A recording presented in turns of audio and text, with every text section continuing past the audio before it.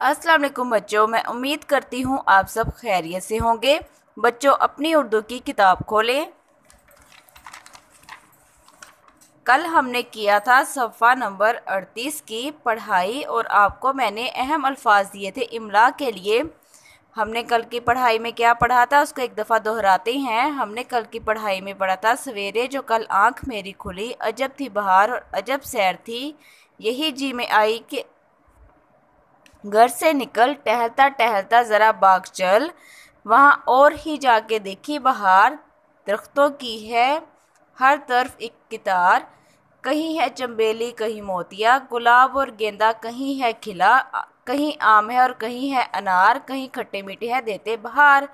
हमने इसमें पढ़ा था कि सुबह सवेरे जब उसकी आँख खुली तो उसका दिल किया कि वो बाग की सैर करे। जब वहाँ जाके वो देखता है तो क्या देखता है, वहाँ पर जाकर वो दरख्त की एक कितार होती है जो कि बहुत ही खूबसूरत मंजर दे रही होती है, और जो फूल वो रंग बिरंगे देखता है वो भी बहुत खूबसूरत मंजर पेश कर रहे होते हैं।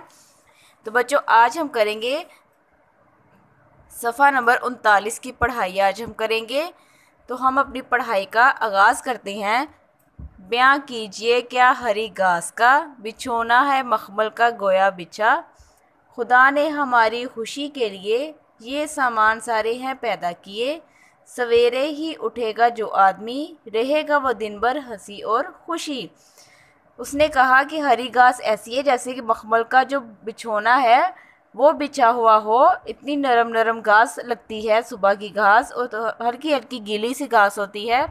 फिर उसके बाद वो कहते हैं कि खुदा ने ये सारी जो चीज़ें बनाई हैं वो हमारी खुशी के लिए बनाई हैं, और जो इंसान सुबह सवेरे उठता है वो उसका दिन कैसे गुजरता है, हंसी और खुशी गुजरता है।